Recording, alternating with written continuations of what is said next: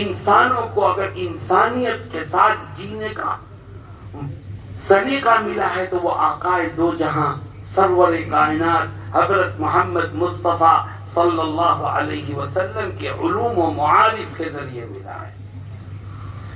آپ کی احادیث اور آپ کا سب سے اہم معجزہ تو اللہ کی کتاب ہے. قرآن کریم کے علوم رہتی دنیا تک باقی رہیں گے. جب تک یہ چاند سورج باقی رہے گا نبی کے علوم و معارف سے انسان فائدہ اٹھاتے رہیں گے. تو فرماتے ہیں انا اجود بنی آدم، بنو آدم میں سب سے بڑا سخی میں ہوں. اور میرے بعد بنو آدم میں سب سے بڑا سخی کون ہے؟ فرماتے ہیں وہ اجودہم بعدی رجل علم علما فنشرہ. ایک شکل ہے کہ جو پیسہ ہمیں خدا نے دیا ہے ہم ضرورت مندوں میں اسے تقسیم کریں. نمبر 2 سخاوت بالنفس، جان سے کسی کی مدد کرنا.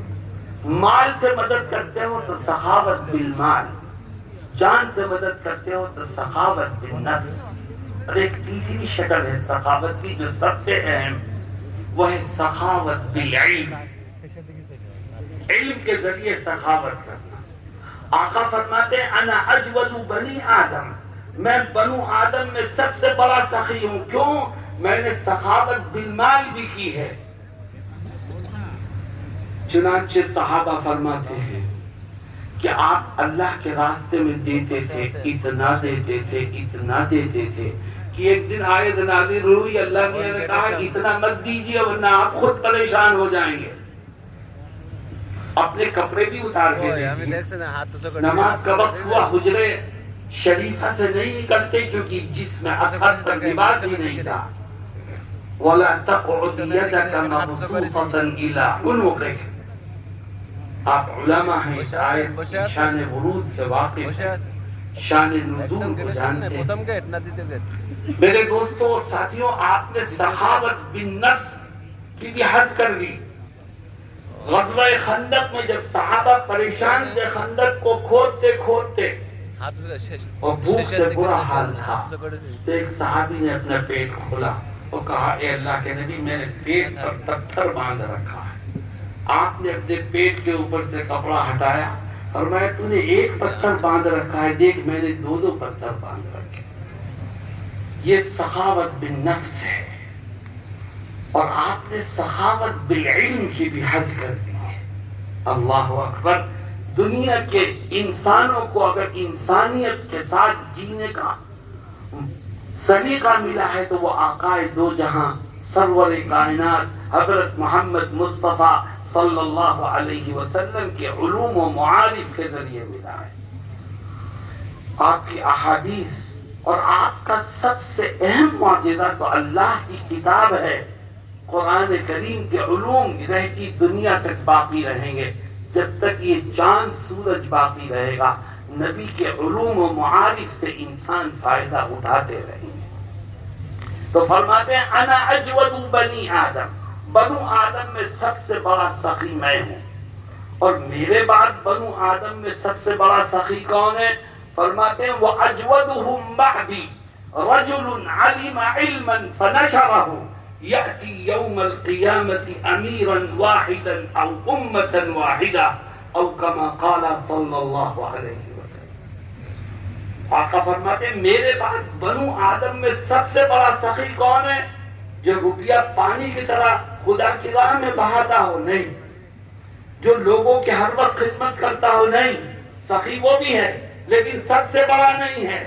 سب سے بڑا سخی وہ عالم ہے جس نے علم دین حاصل کیا ہو اور پھر اس کی نشر و اشاعت میں لگ گیا ہو. جس نے سخاوت بالعلم کی وہ سب سے بڑا سخی ہے. بتاؤ اس کے لیے تیار ہو؟ میں دیکھ رہا ہوں بنگلہ دیش میں اور ہمارے ہاں ہندوستان میں بھی ہے یہ کمی کہ آج کا عالم اور یہ نئے فضلا کہیں دین کی خدمت اور درس و تدریس میں لگنے سے پہلے یہ پوچھتے تنخواہ کیا ملے. اور پھر یہ کہہ کے چھوڑ دیتے ہیں کہ تنخواہ تو بہت کم ہے۔ میرے دوستوں اور ساتھیوں، ہمارے اکابر نے کبھی تنخواہوں کو مقصد نہیں بنایا۔ دیکھو تنخواہ ہماری مقصود نہیں ہے، تنخواہ ہماری ضرورت ہے۔ ہمارا مقصد تنخواہ نہیں ہے، ہماری ضرورت تنخواہ ہے۔ افسوس کی بات یہ ہے کہ ہم نے مقصد کو بھلا دیا اور ضرورت کو مقصد بنا دیا۔ مقصد اور ضرورت میں بڑا فرق ہے۔ یاد رکھو، انسان کی پیدائش کا مقصد کیا ہے؟ اللہ رب العزت قرآن میں ذکر فرماتا ہے کہ میں نے انسانوں اور جناتوں کو تو محض عبادت کے لیے پیدا کیا۔ یہ مقصد تخلیق عبادت ہے، لیکن عبادت بغیر کھائے نہیں کر سکتا آدمی۔ عبادت کرنے کے لیے پیٹ بھرنا ضروری ہے، رہنے کے لیے گھر ہونا ضروری ہے، بدن ڈھکنے کے لیے کپڑا ہونا ضروری ہے۔ مفسرین کہتے ہیں کہ کھانا ہے، کپڑا ہے، گاڑی ہے، گھر ہے، یہ مقصد نہیں ہے، یہ تیری ضرورت ہے۔ پیدائش کا مقصد تو صرف اللہ کا عبادت ہے۔ تو میرے دوستوں، میں یہی کہتا ہوں کہ تنخواہ ہمارا مقصد نہیں، تنخواہ ہماری ضرورت ہے۔ ہمارا مقصد تو دین کی خدمت ہونی چاہیے، ہمارا مقصد تنخواہ نہیں ہونی چاہیے۔ ملے بہت اچھا، نہ ملے ہمارا کام ہے دین کو گاؤں گاؤں ایک ایک گھر پہنچانا۔ میرے دوستوں اور ساتھیوں، آپ جس ملک میں رہتے ہو، یہاں 95%، 96% مسلمان آباد ہیں، لیکن میں دیکھ رہا ہوں کہ دین کو پھیلانے کی جو ضرورت یہاں ہے، اس کی کوششیں پورے طور پر بار آور نہیں ہو پا رہی۔ جتنی کوشش ہونی چاہیے تھی اتنی نہیں ہو پا رہی ہے۔ بددینی ہے، جہالت ہے، بدعات و خرافات ہیں۔ اس لیے آپ طے کرو کہ انشاءاللہ جو کچھ ہم نے پڑھا ہے، ہم زندگی کے آخری سانس تک اس کی نشر و اشاعت میں لگیں گے۔ اور میں ایک بات اور کہہ دوں کہ نشر و اشاعت کی کئی شکلیں ہیں، لیکن علماء کو ذہن میں رکھنا چاہیے، دین کی نشر و اشاعت کی ایک شکل ہے درس و تدریس، دین کی نشر و اشاعت کی دوسری شکل ہے تصنیف و تالیف، دین کی نشر و اشاعت کی تیسری شکل ہے وعظ و نصیحت، اور نشر و اشاعت کی ایک اور شکل ہے جس کو دعوت و تبلیغ کہتے ہیں۔ یہ 4 شکلیں ہیں، لیکن اہل علم کے لیے سب سے عظیم شکل جو ہے وہ درس و تدریس کی ہے۔ آپ وعظ و نصیحت بھی خوب کرتے، دیکھو میں بھی یہاں آ گیا وعظ و نصیحت کے لیے، لیکن الحمدللہ میں بھی پڑھاتا ہوں، اور میں یہ سمجھتا ہوں کہ ہر عالم کی سب سے اہم ذمہ داری ہے درس و تدریس۔ ہاں، اس کے ساتھ آپ تصنیف و تعلیم بھی کیجئے، اس کے ساتھ آپ دعوت و تبلیغ میں بھی لگ سکتے ہیں، لگیے، آپ اس کے ساتھ وعظ و نصیحت، لیکن بنیادی چیز ہے درس و تدریس۔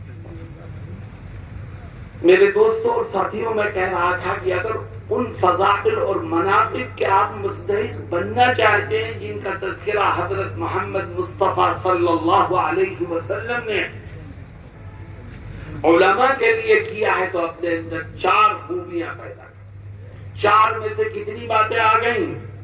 2 باتیں آ گئی۔ پہلی بات، اپنی نیت کو درست رکھو ہمیشہ، اور دوسری بات یہ کہ اس چیز کا عزم کر لو، عہد کر لو کہ زندگی کے آخری سانس تک اپنے علم کی نشر و اشاعت میں مصروف رہیں گے۔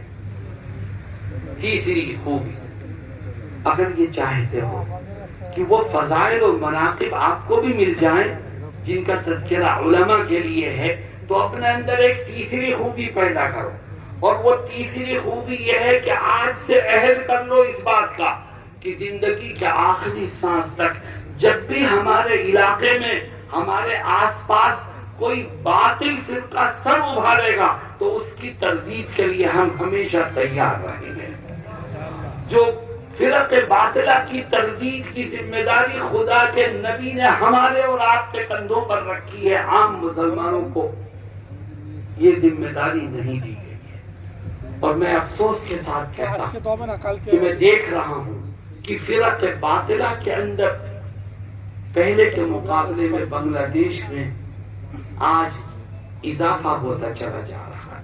ان کی قوت بڑھ رہی ہے اور وہ اپنے پیر پھیلا رہے ہیں. اور یاد رکھیے، آپ کو ہو سکتا ہے میری بات بری لگے، لیکن باطل فرقے جب بھی پنپتے ہیں تو وہ ہماری اور آپ کی کمزوری کا فائدہ اٹھاتے ہیں. ہماری کمزوری کی وجہ سے ان کو پنپنے کا، پھیلنے کا، بڑھنے کا موقع ملتا. ایک عالم کی ذمہ داری ہے کہ وہ فرق باطلہ کی تردید کرے. دیکھو یہاں پر ایک بات سمجھو، دو چیزیں ہیں. پہلی چیز ہے تحفظ دین اور دوسری چیز ہے اشاعت دین.